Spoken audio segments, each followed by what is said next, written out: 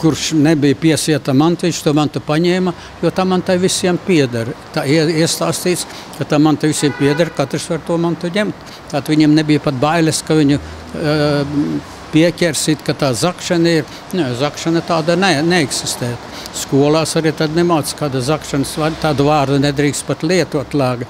Visiem normālas dzīves un skolās pat sociālais tā mācība grib ievest tādu sistēmu, kad skola atzīmes slikt nevajag.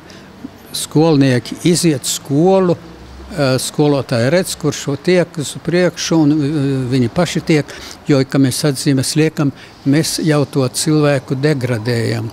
Mēs viņu pa daudz ierobežojam, pa daudz kontrolējam. To nevar ierobežot, kontrolēt. Cilvēkam jābūt brīvam. Tā ir tā brīvo demokrātu ideja, kurā teoretiski nevar pastāvēt. Jo, ja, teiksim, ir tev kāds pienākums, tad tev tas pienākums arī jādara.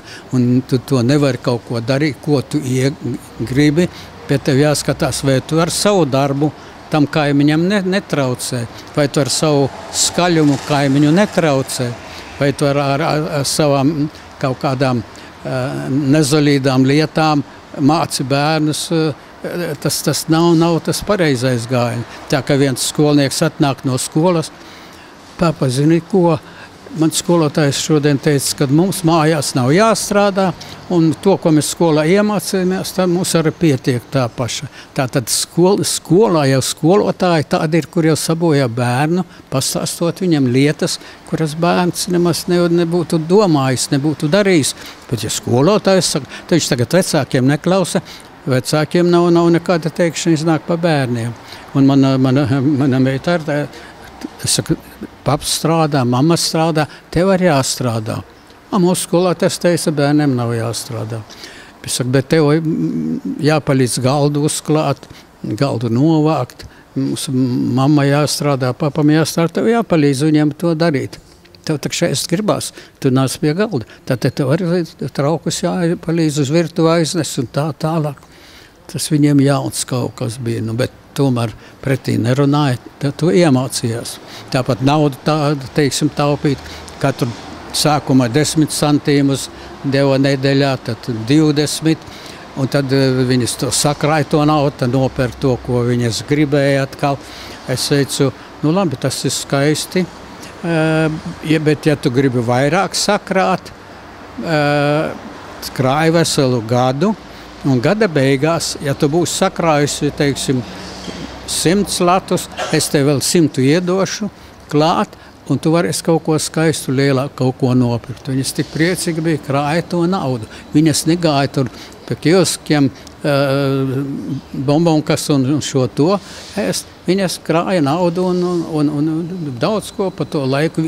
Pirmkārt jau mācījās dzīvi kā tādu, kad katram jāstrādā, un otrkārt sakrāja kaut ko labu priekš sevis, ko vēlēs nopirkt, ko normāli vecāki nevar dot tik daudz.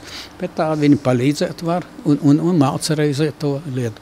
Tā kā tādā veidā man, teiksim, tā dzīve bija ļoti laba, un es, paldies Dievam, strādāju labā darbā, kā inženieris, teiksim, tā ka mēs ļoti labi dzīvojam. Tagad es braukāju uz Latviju un braucu uz Vāciju, pusi Latvijā, pusi Vācijā dzīvoju. Un te centos pirmajos gados Saeimā sēdēt aizmugurē un ar klausītājiem un ar deputātiem aprunāties. Bet es jūtu, ka viņiem pa vienu ausi iekšā, pa otru ārā, ko viņiem pastāsta.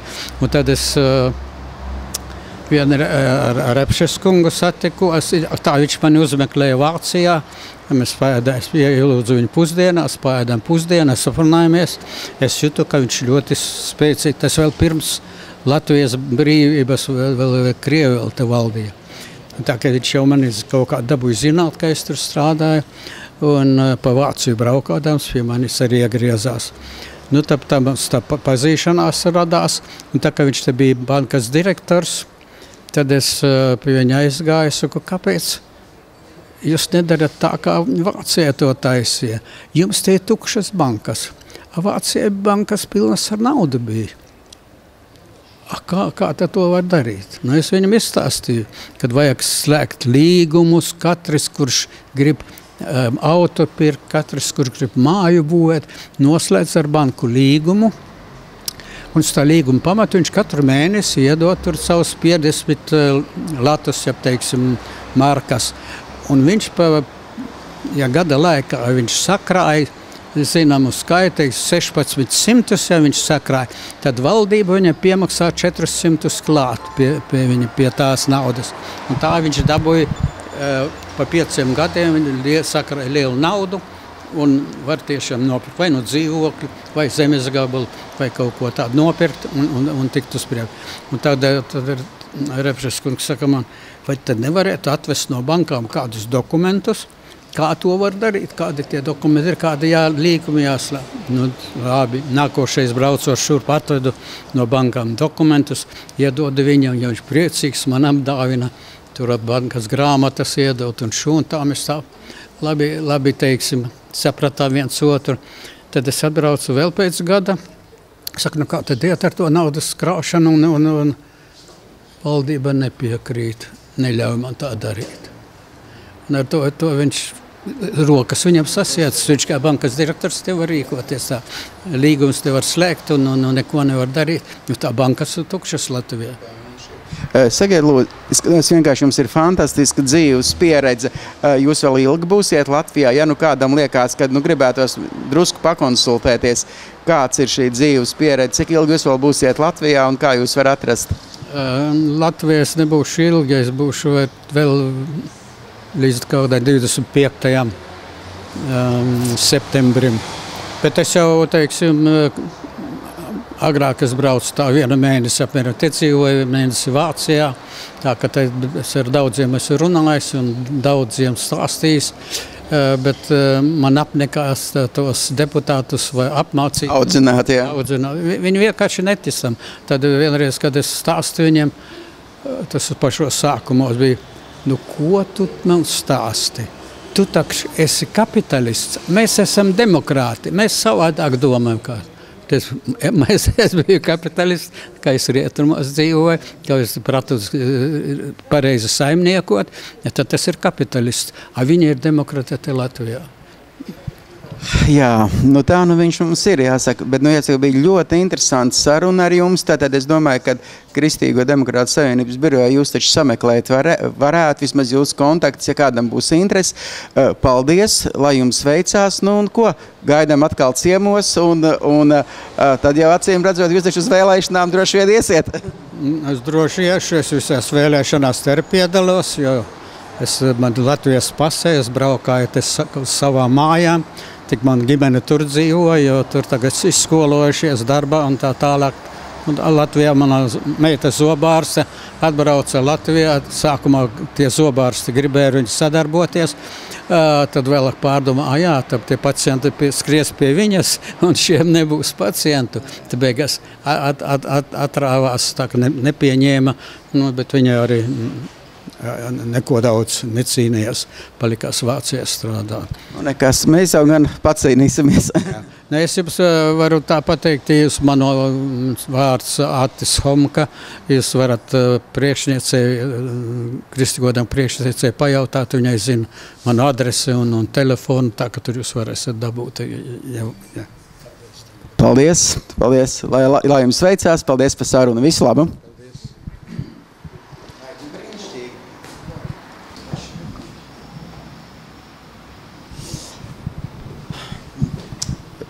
Es saprotu, tas šausmīgi skaists vārds lāsma. Vai pati zini, kāpēc tāds vārds ir? Tāds maiks un lāsmaini, glāsmains. Jā, to vārdu man iedeva mana tante, kas jau tagad ir mūžībā. Un es ļoti pateicīga viņai par to vārdu, jo es ļoti labi sadzīvoju ar savu vārdu. Un man patīk mans vārds. Viņš, man liekas, man dod tādu enerģiju, spēku. Un es pateicos tam cilvēkam, kas man viņu iedeva. Nu, brīnišķīgi. Vispār jau cilvēkiem ir jābūt pateicīgiem, ka mēs esam šai saulē, šai vietā, un mēs elpojam, smaidam un runājam. Bet es saprotu, ka Lāsmai ir samērā unikāls darbs. Es dzirdēju vārdaņu kapelāns, un tā godīgi sakot, es tā īsti pat neuzdrošinos iztulkot, kā saprast tavs darba pienākums. Tev droši vien jābūt kaut kur aprakstīt viņu, tu vari izstāstīt. Tagad es esmu vispār kristīgās mācības skolotāja, bet 4 gadus nostrādāju kā kapelāns, kliniskais kapelāns. Tas nozīmē, ka es biju klāt pie smagiem slimniekiem, arī pie ārstu kolektīvā, māsu kolektīvā. Un kapelāns ir tas, kas dod tādu atbalstu, protams, garīgā plāksnē. Un situācijās, kad cilvēks nonāca slimnīcā, viņš ir izsists tā kā no sliedēm, tā kā viņam pamats sabrūk. Un tad mēs esam tie, kas uzklausām viņu šīs sajūtas, izjūtas, viņu tās, satriekto situāciju, kādā viņš ir nokļūst. Un ja arī viņš izrunā šīs savas smagās lietas, un kas viņu nomāca, un bēdas, un sāpes, un ciešanas, viņš atvieglo sevi. Un tas ir liels plus un resurs viņa atlapšanai. Kaut gan cilvēki to daudz ir neapzinās, un mūsu sabiedrībā tas ir kaut kas jauns, jo arī mūsu kapelāna asociācija, kas nodibināja 2005. gadā, ir ļoti jauna, un arī mūsu Latvijas laikā varbūt bija, bet padomju laikā tas viss tika noņemts un nebija. Un cilvēki pat arī slimnīcās, kad mēs gājām, viņi nesaprata, ko kapelāns dara slimnīcā.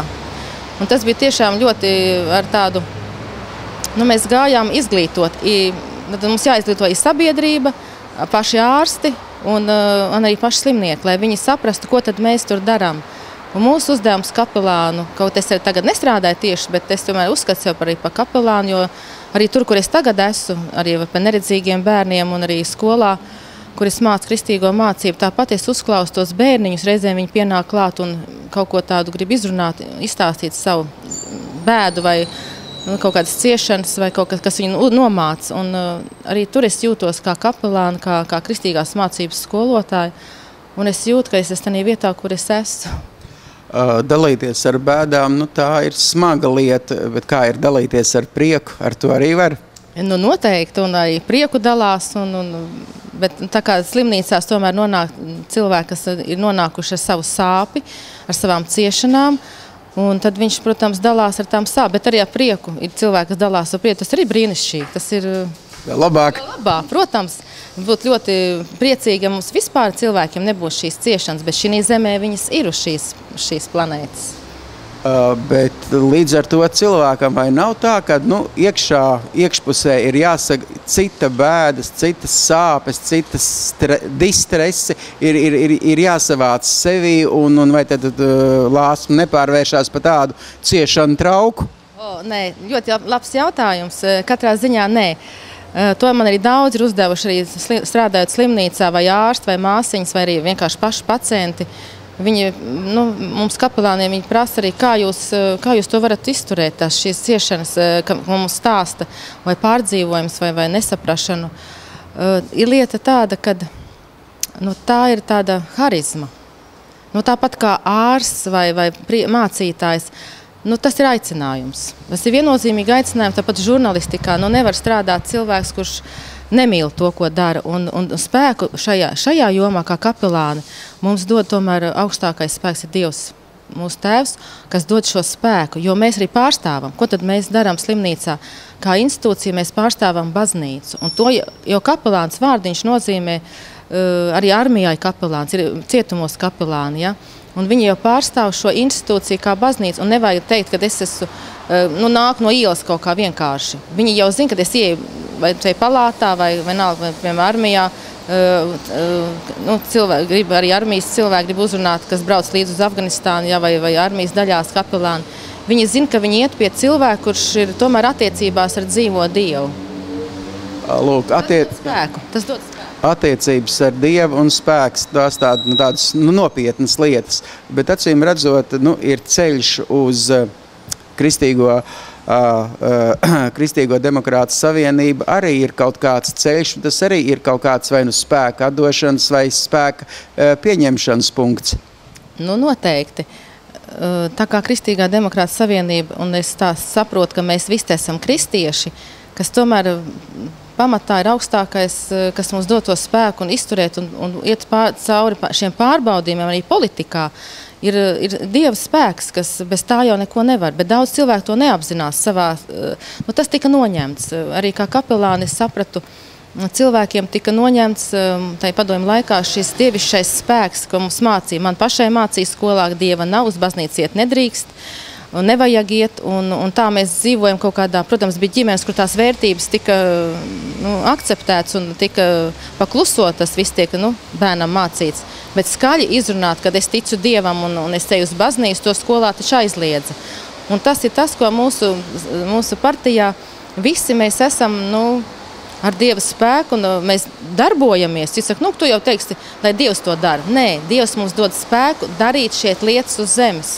Un es arī kā kristieti, es sapratu, ka kaut kas jādara. Kaut kas jādara mūsu tautas